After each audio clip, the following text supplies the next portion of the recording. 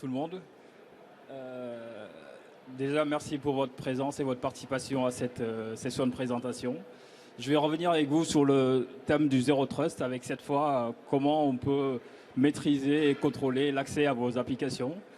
Pour les questions, je vous propose de les prendre à la fin, si il me reste un peu de temps, on n'a que 15 minutes. Oui, oui, c'est prévu. C'est voilà, pour les 15 minutes.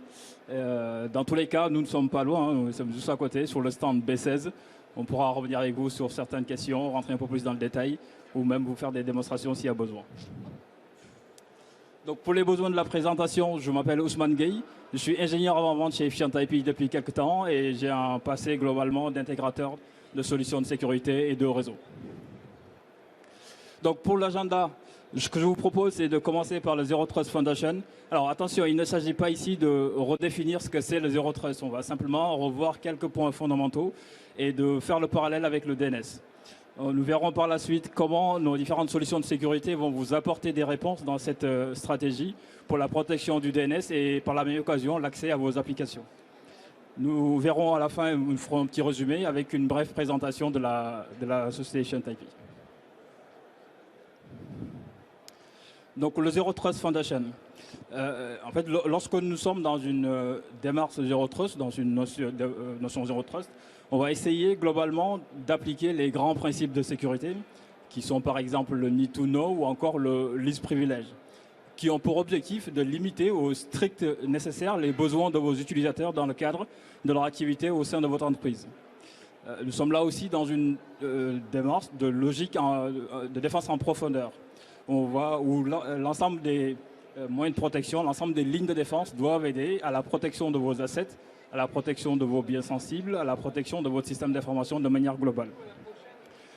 Pour cela, il faudra définir des politiques, comme vous le savez, il faudra définir des stratégies, il faudra mettre en place des moyens, mais des moyens surtout adaptés, capables de vous donner la maîtrise nécessaire pour la protection de votre système d'information de manière globale. Et donc, pour arriver à cet objectif, il faut définir. Il y a plusieurs points essentiels à prendre en compte. Aujourd'hui, nous avons décidé de vous en présenter 3. Ce n'est pas les seuls points à prendre en compte, mais ces 3-là font partie des points fondamentaux. D'abord, la partie visibilité. Comme vous le savez, dans toute démarche d'amélioration de la sécurité, il est indispensable d'avoir une visibilité granulaire sur ce qui se passe au niveau de votre réseau. On peut même parler de visibilité exhaustive. En fait, vous êtes obligé de savoir exactement ce qui se passe au niveau de votre réseau. Ça, c'est un point très important. Le deuxième point, c'est faire de l'analyse temps réel sur ce qui est en train de se passer. Donc, c'est tout aussi important de pouvoir analyser et d'avoir des tendances d'utilisation sur comment utiliser vos applications, vos ressources par vos clients. Donc, c'est bien de voir, mais il faut aussi comprendre ce que l'on voit, ce qui vous permettra de pouvoir réagir en cas de besoin. Le troisième élément, c'est de faire la partie automatisation, orchestration. En fait, dans votre logique de défense en profondeur, vous aurez, ou vous avez déjà, plusieurs niveaux de protection qui sont positionnés à des endroits stratégiques au niveau de votre réseau. L'ensemble de ces éléments doivent pouvoir dialoguer ensemble dans le but de vous fournir une protection et plutôt proactif, mais surtout de pouvoir réagir assez rapidement en cas de détection d'un comportement anormal. Si on fait un focus du DNS dans cette stratégie globale, dans la notion de Zero Trust, la vision Zero Trust en tout cas, du point de vue réseau, ça va se matérialiser par le découpage de votre réseau en zones. On va parler là de segmentation ou de micro-segmentation, accompagné de politiques de règles qui vont vous permettre de maîtriser, ou en tout cas tenter de maîtriser l'ensemble des communications entre vos différentes zones de sécurité. Et dans cette liste de règles, vous allez trouver au moins une qui va autoriser le DNS pour que vos applications puissent être joignables, ce qui est tout à fait normal et logique. Cette seule règle est suffisante pour affaiblir complètement votre approche globale. Ça, c'est un point extrêmement important. En fait, le rôle central du DNS n'est plus à définir. C'est un protocole standard, c'est un protocole essentiel et toutes les communications reposent sur lui. Mais en même temps, il a des faiblesses. C'est un protocole qui a des faiblesses qui sont dues à sa définition de base où, par exemple, les aspects de sécurité n'ont pas été pris en compte ou très peu pris en compte. C'est un protocole ouvert et il est très facilement exploitable. C'est d'ailleurs l'un des protocoles préférés des attaquants. Si vous regardez par exemple, alors c'est des études que je vous conseille fortement, les dernières études qui ont été réalisées par IDC, vous allez voir que 91% des malwares utilisent le DNS dans leur kill chain. Et on va retrouver deux formes d'utilisation globalement. Une utilisation de type vecteur d'attaque et une autre de type cible de l'attaque. Dans le dernier cas, c'est assez simple. En fait, l'attaquant va chercher simplement à faire tomber votre service DNS. Alors, c'est simple dans l'explication, mais je vous laisse imaginer les conséquences. Dans le premier cas, c'est un peu plus subtil. Il va faire ce qu'on appelle de l'abus DNS, donc une utilisation détournée du protocole DNS. Par exemple, il va essayer de vous voler de la donnée. Les données de vos clients, les données de vos utilisateurs, vos données sensibles, il va essayer de vous les voler à travers des requêtes DNS. On appelle cela la partie Data Exfiltration. Il peut aussi tenter d'établir un canal de communication depuis un poste compromis vers un serveur command and control dont il a la maîtrise sur Internet, ce qu'on appelle le DNS tunneling. Donc tout ça à travers des requêtes DNS. Et la difficulté, dans les deux derniers exemples que je viens de vous donner, la difficulté par rapport à vos solutions actuelles de sécurité, c'est d'arriver à faire la part des choses, par exemple, entre deux requêtes. Une requête qui est valide par rapport à une requête qui contient un bout de document confidentiel. C'est vraiment des attaques qui sont très difficiles à identifier et donc très difficiles à bloquer. Donc tout ça pour dire quoi? Lorsque vous êtes dans une démarche de Zero Trust ou de défense en profondeur plus largement, aucun aspect ne doit être négligé. Ça, je pense que vous en êtes conscient et vous le faites déjà. Mais il y a des protocoles qui nécessitent une attention particulière et le DNS en fait partie. Il est central, indispensable, vous ne pouvez pas vous passer du DNS, mais en même temps, il a des faiblesses qui peuvent anéantir vos efforts d'amélioration. Donc dans votre stratégie, pensez au DNS et à sa sécurité. Et donc nous, Efficient IP, qu'est-ce qu'on va pouvoir vous apporter dans cette démarche pour mieux protéger le protocole DNS et en même temps l'accès à vos applications? On va reprendre les 3 points, mais on va commencer d'abord par la partie visibilité. Comme vous pouvez le voir marqué ici sur le slide, utilisez le DNS comme première ligne de défense. En fait, le DNS, par son positionnement et son utilisation, il est déjà en première ligne dans votre stratégie de développement, de défense en profondeur. Ce qu'il faut, c'est transformer ses faiblesses pour en faire une force. Le DNS, c'est l'un des protocoles, si ce n'est pas le seul protocole, qui a en capacité de vous donner une visibilité presque exhaustive sur ce qui se passe au niveau de votre réseau. Il sait exactement qui a accédé à quoi, à quel moment. Donc c'est important de penser au DNS dans votre quête de visibilité dans votre démarche Zero Trust, ce qui vous permettra de solidifier votre première ligne de défense et par la même occasion l'accès à vos applications. Donc avec les bons outils sur ce protocole DNS, vous allez pouvoir bénéficier de cette visibilité et appliquer des contre-mesures en cas de besoin. Le deuxième élément sur la partie analyse temps réel, et donc qui va rentrer plutôt dans la partie prévention-protection, nous avons dans notre offre un module qui s'appelle le Guardian. C'est un moteur comportemental de vos utilisateurs sur l'utilisation du DNS. Alors, quand je parle de moteur comportemental, en fait, le Guardian, il ne va pas aller chercher des patterns dans le trafic pour faire son analyse ou sa protection. Il ne va pas non plus se baser sur la réputation du nom de domaine. Il va utiliser vraiment ces deux formes d'analyse, d'ailleurs, ont leurs limites que vous connaissez très bien. Mais le Guardian va vraiment se baser sur des critères qui sont propres au protocole DNS pour identifier l'ensemble des attaques qui ciblent ou qui utilisent le DNS pour apporter des contre-mesures, dans lesquelles on va retrouver par exemple du blocage, de la redirection ou de la mise en quarantaine, etc., etc. On a vraiment beaucoup de méthodes pour réagir en cas de détection d'un comportement anormal. Le deuxième élément, c'est toujours dans la partie prévention-protection, qui entre toujours dans cette phase d'analyse en temps réel.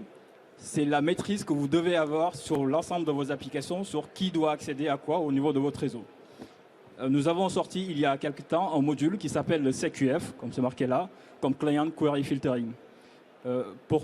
Certains parmi vous certainement connaissent bien le DNS Firewall. Le CQF, il a un comportement assez similaire. En fait, il va se baser sur des listes de vos utilisateurs identifiés qui doivent accéder ou non à une liste d'applications identifiées. Ce qui vous permettra de maîtriser parfaitement qui, chez vous, doit accéder à quelle application, tout ça grâce au protocole DNS. Donc les bénéfices pour cette fonctionnalité sont nombreux. La liste n'est pas exhaustive, mais je vais seulement prendre un exemple pour illustrer ces propos. C'est les IoT. Comme vous le savez, les IoT posent des vraies problématiques de sécurité à tous les RSSI. Je pense que c'est votre cas aussi. Parce que c'est des équipements que nous ne maîtrisons ou qu'on a du mal à maîtriser. Avec cette nouvelle fonctionnalité, vous avez la possibilité de les identifier à travers une liste et donc de les bloquer, donc en tout cas limiter les interactions qu'ils peuvent avoir avec le reste de votre écosystème. Ce qui vous permettra par la même occasion de réduire la surface d'exposition qu'ils ont introduite par leur présence au niveau de votre réseau. J'aurais pu choisir d'autres exemples. Par exemple, vous êtes opérateur télécom et que vous fournissez une offre contrôle parental, le CQF aura des réponses pour vous. Vous êtes, par exemple, OIV, certainement il y en a dans le public, et donc en permanence en communication avec l'ANSSI qui vous fournit des noms de domaine à bloquer. Le CQF pourra vous donner aussi des réponses à ce niveau-là. Il y a d'autres exemples, par exemple, tout simplement pour améliorer la protection ou le blocage de certaines catégories pour le surf web de vos utilisateurs. Donc le surfeur, c'est vraiment une fonctionnalité qui vient enrichir notre moteur Guardian. Le dernier élément, c'était la partie automatisation, orchestration. Donc l'ensemble des événements que nous détectons, que nous voyons sur notre plateforme, tous ces éléments-là peuvent envoyer à vos corrélateurs de log qui vont faire ce travail d'analyse et de corrélation avec les données issues des autres sources pour faciliter l'identification, pour faciliter la détection en cas de compromission. On a également dans notre outil des API natives, certains même des plugins qui ont été développés spécifiquement pour certains orchestrateurs pour faciliter cette partie orchestration et automatisation avec le reste de votre écosystème. Donc le module que nous avons vu rapidement, alors c'est un des modules parmi tant d'autres dans notre offre de sécurité globale. Et l'offre s'appelle DNS Security 360. Dans cette offre, on va retrouver par exemple le Guardian, que vous voyez ici en bas. On va retrouver le DNS Firewall, le DNS hybride ou d'autres fonctionnalités de sécurité. L'ensemble de ces modules vont vous permettre de répondre à toutes les problématiques, de sécurité liées au protocole DNS. Pour faire face, par exemple, à des 0D qui seraient liés à un moteur DNS, à des domaines qui doivent être bloqués et à d'autres formes de réponse pour faire face aux problématiques liées au DNS. Alors, en résumé, très rapidement, nous avons vu 3 points aujourd'hui. Alors, ces points-là, encore une fois, ce n'est pas les seuls points à identifier lorsque vous faites du Zero Trust, mais ils font partie quand même des points fondamentaux. Sur la partie visibilité, parce que c'est nécessaire pour avoir une vision exacte de savoir qui fait quoi, vous avez besoin de comprendre ce qui se passe au niveau de vos réseaux en faisant de l'analyse par des équipements qui maîtrisent et donc qui comprennent ce qu'ils voient. Et le dernier point, c'est l'automatisation de l'orchestration, parce que ça vous permettra de gagner du temps, mais surtout d'avoir une sécurité plutôt proactive. Sur l'ensemble de ces points, on a vu qu'on vous donne les réponses adaptées. Pour la visibilité, vous l'avez naturellement avec le DNS. La partie analyse temps réel, qui va aller dans la partie plutôt prévention-protection. Avec nos différents modules de sécurité, vous pouvez détecter une attaque en cours et donc bloquer par la même occasion. Et apporter des contre-mesures, ce qui vous permettra de gagner du temps, d'avoir une sécurité plutôt opérationnelle. Et en dernier lieu, je vais vous présenter un petit peu, de vous parler de qui est Efficient IP, la société qui développe ce produit. Donc Efficient IP, c'est une société française basée dans la région parisienne. Nous avons plus d'une vingtaine d'années d'existence maintenant dans le domaine du DDI, DNS, DHCP, IPAM. Nous avons des clients partout dans le monde et dans tous les secteurs d'activité, les banques, assurances, peut-être même vous dans le public. Je vois même des clients là à côté. Et la plateforme que nous fournissons, c'est une plateforme de gestion centralisée de vos plans d'adressage IP, mais également de vos services DNS, DHCP, ainsi que l'ensemble des modules de sécurité nécessaires pour la protection de votre système d'information de manière globale. Voilà, j'en ai terminé. Merci beaucoup pour votre écoute et votre participation. Je ne sais pas s'il nous reste beaucoup de temps pour que si vous avez 2-3 questions. Sinon, je vous invite à venir nous voir. Juste à côté, c'est le stand B16. Ce sera avec plaisir de revenir avec vous sur tout ce qu'on vient de voir. Merci.